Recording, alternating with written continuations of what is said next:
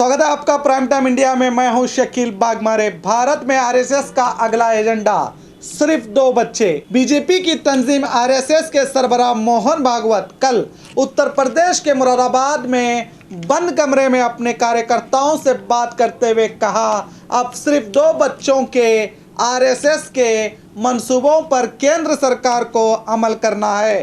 भागवत के मुताबिक अब हुकूमत को ऐसा कानून लाना चाहिए जिसके तहत माँ बाप को सिर्फ 2 बच्चे पैदा करने की इजाज़त हो।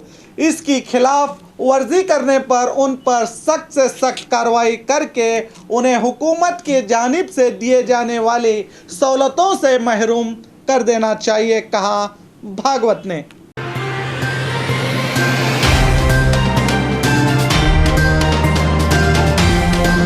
जमानत पर रिहा छेड़छाड़ के मुलजिमीन मुतासिरा की मां को पीट पीट कर मार डाला।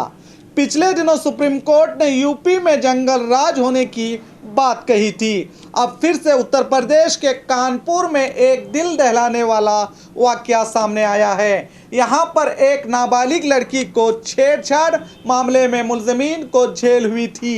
ये लोग बेल पर बाहर आकर उस लड़की की मां को पीट पीट कर मौत की नींद सुला दिया। पुलिस का कहना है कि मुलजिमीन जमानत पर बाहर आकर उस नाबालिग लड़की के घर में घुसकर केस को वापस लेने को कहा, क्योंकि मुतासिरा की मां इस केस में अहम गवाह थी। पहले इसे डराया गया, मगर जब इसने मना कर दिया तो उसे पीट पीट कर जख्मी कर दिया, जिसकी इलाज के दौरान मौत हो गई।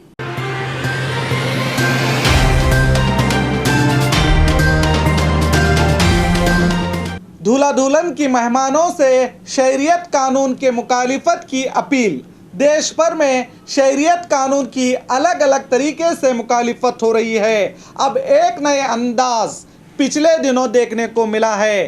केरला में एक शख्स ने अपनी शादी में स्टेज पर एक बोर्ड लगाया जिसमें सीए की मुखालिफत करने की अपील की गई है। ये वीडियो सोशल मीडिया पर वायरल हुआ, जिसमें स्टेज पर दूल्हा दुल्हन खड़े हैं। एक बोर्ड पर लिखा है, हमारी शादी में आने के लिए आप तमाम का शुक्रिया, लेकिन बराए कराम दोबारा बीजेपी को वोट ना दें और सीए कानून को रिजेक्ट करें।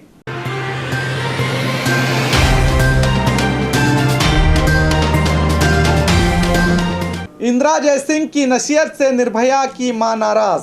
निर्भया गैंगरेप के मुजरिमीन की फांसी की सजा को माफ करने की सीनियर सुप्रीम कोर्ट वकील की बात पर नाराजगी जाहिर करते हुए निर्भया की मां आशा देवी ने कहा कि नसीहत करने वाली इंदिरा जयसिंह कौन होती हैं, जबकि मैंने और सारा देश चाहता है कि निर्भया के कातिलों को जल्द से जल्द फांसी हो। आशा देवी ने हैरानी जताते हुए कहा कि इंदिरा जयसिंह उनकी कई बार मुलाकात हुई है, मगर वहां उन्होंने एक बार भी इस ताल्लुक से बात नहीं की, मगर आज अचानक निर्भया के मुजरिमों को माफ़ करने की अपील कर रही हैं। ऐसे लोग इंसानी हुकूक के नाम पर धब्बा हैं।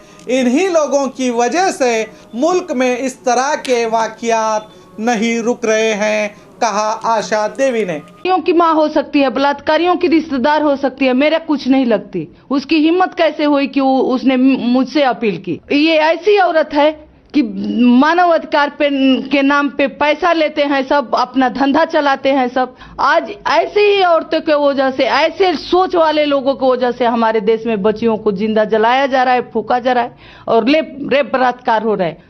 अगर इसको बेटी होती, अगर इसके साथ उसके बेटी के साथ 6 लोगों ने बलात्कार किया होता या इसके साथ खुद हुआ होता तो क्या यह माफ करती? मेरे बेटी के साथ जिस तरह से बर्बरता हुई, जिस तरह से हमारी बेटी की जिंदा लाश हमारे सामने आई थी खून में लथपथ, सोनिया गांधी ने खुद आंखों देखी है उस बच्ची को, क्योंकि उन्होंने दूसरे दिन मिलने गई थी। इसकी हिम्मत कैसे हुई कि इसने हमसे सवाल किया।